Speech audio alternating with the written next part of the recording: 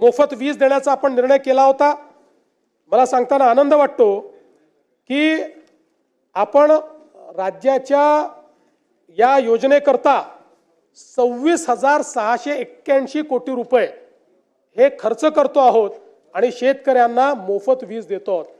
म्हणजे जे 26,000 कोटी रुपये हे कदाचित त्यातले सगळे नाही पण पोर्शन हा शेतकऱ्यांकडून आपण घेतला असता, आज त्यांना मोफत वीज मिळते आहे आणि त्याकरता राज्य सरकारने पुढाकार घेतला आहे। यासोबत आपल्याला कल्पना आहे की देशातला नव्हे तर एशियातला सगळ्यात मोठा डिस्ट्रीब्युटेड अशा प्रकारचा सौर वीज पुरवठ्याचा कार्यक्रम आपण हातामध्ये घेतला। 16,000 मेगावॅट आपण ऊर्जा निर्मिती करतोय। महाराष्ट्र पहिलं राज्य आहे शेतकऱ्यांकरता वेगळी त्या ठिकाणी वीज पुरवठा कंपनी आपण तयार केलेली आहे। या कंपनीच्या अंतर्गत 16,000 मेगावॅट सौर ऊर्जा आपण निर्मित करतो आणि मला सांगताना आनंद वाटतो की याच्यामध्ये आतापर्यंत जवळपास 3,000 मेगावॅट तर पूर्ण झालेली आहे आणि वेगवेगळ्या स्टेजला असलेल्या ज्या काही आपल्या योजना आहेत त्याचा विचार केला तर यामध्ये या 16,000 मेगावॅट पैकी किमान 12 ते 13,000 मेगावॅट वीज ही आपण 2026च्या डिसेंबर पर्यंत त्या ठिकाणी तयार करू शकू। खरं तर पूर्ण 16,000 झाली असती पण मॉड्यूल्सच्या शॉर्टेजमुळे काही आपल्याला कालावधी त्या ठिकाणी लागतोय आणि जवळपास हे सगळे प्रकल्प जे आहेत यामुळे मोठ्या प्रमाणात फायदा होणार आहे। खरं तर यासोबत आपण जर बघितलं तर यातनं फायदा काय आहे, यातनं शेतकऱ्याला दिवसा वीज मिळणार आहे। वीज खरेदीमध्ये जो काही आपल्या वीज कंपनीला तर 8 रुपयांनी वीज खरेदी करावी लागायची आणि 8 रुपयांनी वीज खरेदी केल्यानंतर आपण ₹1.25 ₹1.5 घ्यायचो, आता तोही घेत नाही आपण। आता त्या खरेदीमध्ये आपल्या वीज वितरण कंपनीलाही 10,000 कोटी रुपयाची बचत होणार आहे। एटीएनसी लॉसेस कमी होणार आहेत।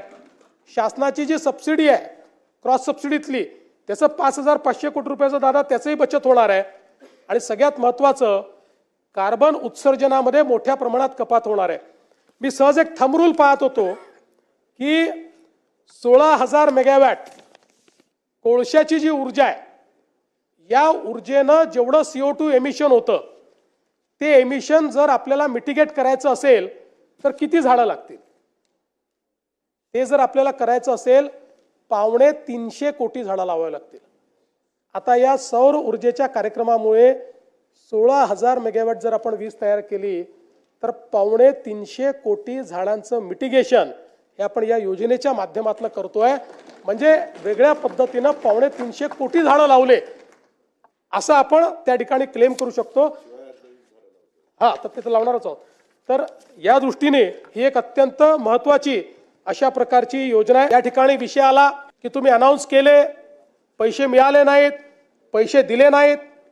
खरं म्हणजे आपल्याला कल्पना आहे या ठिकाणी आपण 32,000 कोटीचं पॅकेज जे घोषित केलं होतं, या 32,000 कोटीच्या पॅकेजमध्ये त्या ठिकाणी 10,000 कोटी हे इन्फ्रास्ट्रक्चरचे होते, 2,000 कोटी आपण नरेगातनं देणार होतो आणि बाकी सगळी थेट मदत होती। या संदर्भात मला आपल्याला सांगितलं पाहिजे की हे जे पॅकेज आहे याच्यामध्ये 3 हेक्टरची मर्यादा आपण ठेवली होती आणि 3 हेक्टरच्या मर्यादेत NDRFचे पैसे दिल्यानंतर देखील आपण रबीच्या हंगामाकरता 10,000 रुपये अतिरिक्त त्या ठिकाणी हेक्टरी देण्याचा निर्णय केला होता। या संदर्भात पशुपालकांना देखील पशुधन हानीसाठी आपण पैसे द्यायचं कबूल केलं होतं, त्याचे सगळे पैसे आपण दिलेले आहेत। नरेगाच्या अंतर्गत जे आपण म्हटलं होतं त्याची काम चालू आहेत, त्याच्याकरता पूर्ण पैसा आपल्याकडे उपलब्ध आहे। अतिवृष्टीमुळे ज्या बुजलेल्या सिंचन विहिरी होत्या त्याच्या कामाकरता 30,000च्या मर्यादेपर्यंत आपण जे पैसे द्यायचे होते 27,000 विहिरींच्या दुरुस्तीकरता ते 80 कोटी रुपये आपण उपलब्ध करून दिलेले आहेत। सार्वजनिक उपयुक्त सुविधा, विद्युत काम, रस्ते, इमारती, लघु व मध्यम तलाव आणि दुरुस्ती पुनर्बांधणी या कामांना आपण पैसा उपलब्ध करून दिलेला आहे आणि त्यातल्या काही कामांना आपण हे सांगितलंय की तुम्ही कामांची सुरुवात करा, आम्ही पुढच्या बजेटमध्ये किंवा त्याच्यामध्ये त्याच्याकरता निधी उपलब्ध करून देऊ। त्यामुळे तेही काम आपण झालंय आणि सगळ्यात महत्त्वाचं की जे आपण शेती पिकाच्या नुकसानाकरता, शेतजमिनीच्या नुकसानाकरता जे पैसे दिले होते आणि बी बियाणाकरता जे पैसे दिले होते त्या संदर्भात 2 GR आपण काढले होते. एक पहिला GR आपण काढला होता 10,516 कोटीचा, दुसरा आपण त्या ठिकाणी GR काढला होता 9,611 कोटीचा. यापैकी आता थेट जी मदत आहे ती जवळपास 15,007 कोटी रुपये हे शेतकऱ्यांच्या प्रत्यक्ष खात्यामध्ये गेलेले आहेत. आणि आकड्यामध्ये सांगायचं झालं तर पिकाचे पैसे 92 लाख शेतकऱ्यांच्या खात्यामध्ये गेलेले आहेत. आणि इथे सांगण्यात आलं की 10,000 रुपयाची घोषणा केली पण ते गेले नाहीत. ते 10,000 रुपये 91 लाख शेतकऱ्यांच्या खात्यामध्ये गेलेले आहेत. त्यामुळे या ठिकाणी ही जी काही मदत आपण केली होती त्या मदतीच्या अनुषंगाने निश्चितपणे आपण सगळी कारवाई जी आहे ती पूर्ण केली आहे. यासोबत राज्यामध्ये कापूस खरेदीच्या संदर्भात देखील एक प्रश्न निर्माण झाला होता. विशेषतः यावर्षी CCIने पहिल्यांदाच उत्पादकतेवर आधारित कापूस खरेदी करण्याचा निर्णय घेतला. त्यामुळे काही ठिकाणी सरासरी उत्पादकता ही 12 क्विंटलची आल्यामुळे शेतकऱ्यांचं नुकसान होत होतं. त्या संदर्भात आपण केंद्र सरकारलाही विनंती केली आणि केंद्र सरकारशी आपण त्या ठिकाणी चर्चा करून हा निर्णय केला की उत्पादकता पकडत असताना जी उत्पादकतेतली पहिली 3 जिल्हे आहेत त्या जिल्ह्याची जी सर्वाधिक उत्पादकता आहे त्याला सरासरी उत्पादकता पकडावी आणि त्या संदर्भातला निर्णय राज्य सरकारने घेतला.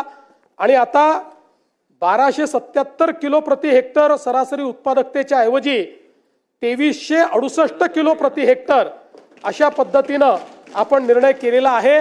आणि आता ही जी खरेदी चाललेली आहे त्यामुळे कुठल्याही शेतकऱ्याचा कापूस जो आहे हा त्या ठिकाणी परत जाणार नाही अशा प्रकारची व्यवस्था ही आपण निश्चितपणे केली आहे. विदर्भाचं भाग्य बदलणारा जो आमचा वैनगंगा नळगंगा प्रकल्प आहे ज्यातनं 4,04,000 हेक्टर जमीन ओलिताखाली म्हणजे जवळपास 10,26,000 एकर जमीन ही ओलिताखाली येणार आहे. या प्रकल्पाच्या सगळ्या मान्यता आम्ही फायनल केलेल्या आहेत. याचं डिझाईन, ड्रॉइंग, DPR आता हा या महिन्याच्या शेवटी SLTAC कडे जाणार आहे. त्याच्यानंतर SLTAC ला 15 ते 20 दिवस लागतील आणि मग MWRRA ने अट टाकली होती की अंतिम आराखडा झाल्यानंतर आमची परवानगी घ्यावी. त्यामुळे त्यांच्याकडे जाईल. साधारणपणे फेब्रुवारी 2026 पर्यंत यातल्या सगळ्या मान्यतेच्या प्रक्रिया पार पाडतील आणि त्यानंतर प्रत्यक्ष काम करण्याकरता ॲक्विजिशन आणि टेंडर याचं काम हे सुरू होईल. जवळपास 1,00,000 कोटी रुपयाचा हा प्रकल्प आहे आणि हा प्रकल्प विदर्भाचं ची भाग्यरेषा पूर्ण बदलणार आहे. विदर्भातला जेवढा दुष्काळी भाग आहे त्या भागाला पूर्णपणे या ठिकाणी हिरवा करणारा अशा प्रकारचा प्रकल्प आहे. यासोबत आपल्याला कल्पना आहे की आपण त्या ठिकाणी कोकणातनं गोदावरीच्या खोऱ्यामध्ये 55 TMC पाणी आणायचंय. त्या संदर्भात मराठवाड्यामध्ये पाणी वळवण्याच्या संदर्भात सविस्तर प्रकल्प अहवालाचं काम अंतिम टप्प्यात आहे आणि मार्च 26 पर्यंत ते काम पूर्ण होऊन त्यालाही MWRRA ची मान्यता आम्ही घेऊ आणि त्याच्यानंतर त्याचंही काम पूर्ण करू. त्यातनं आपला मराठवाडा जो आहे तो त्या ठिकाणी दुष्काळमुक्त होणार आहे.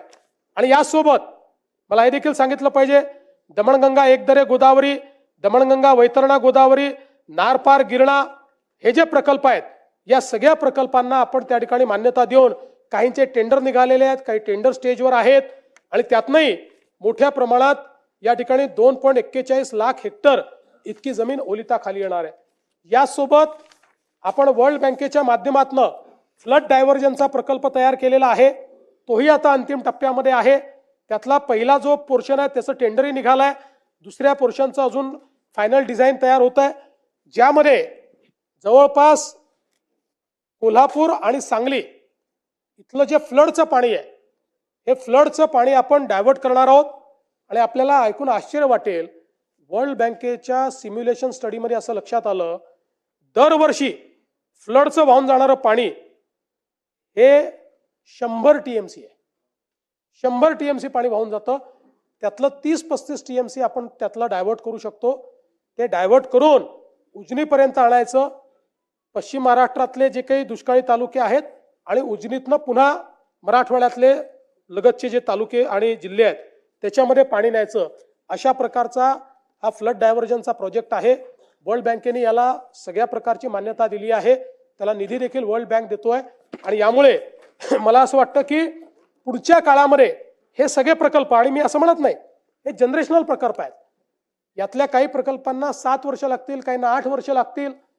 पण हे प्रकल्प झाल्यानंतर दुष्काळ हा महाराष्ट्रामध्ये भूतकाळ होईल आणि विदर्भ मराठवाड्यातला दुष्काळ हा नेहमीकरता संपुष्टात येईल.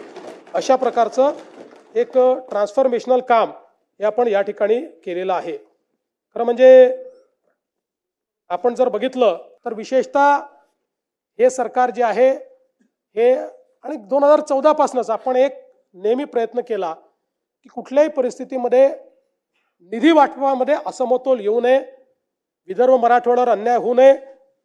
राज्यपालांचे पूर्वी निर्देश असायचे, आता ते निर्देश नाही. सुधीर भाऊंनी सांगितलंय की आपले वैधानिक विकास मंडळ पुन्हा जिवंत करा. आपला प्रस्ताव केंद्रात गेलाय, आम्ही पाठपुरावा करतोय, ते जिवंत करू. पण सुधीर भाऊ, ते मंडळ नाही म्हणून तुम्हीही अर्थमंत्री होतात, तुम्ही कधी अन्याय होऊ दिला नाही, दादांनी अन्याय होऊ दिला नाही. त्या सूत्राप्रमाणे जे पैसे मिळाले पाहिजे त्याच्यापेक्षा तसूभर जास्तच पैसे हे विदर्भ मराठवाड्याला आपण दिले. आपण जर बघितलं तर विदर्भाला 23% पैसे देणं गरजेचं होतं, त्याऐवजी आपण विदर्भाला 25.85% दिलेले आहेत. मराठवाड्याला 18% देणं गरजेचं होतं, त्याऐवजी आपण 19% पैसे मराठवाड्याला दिलेले आहेत.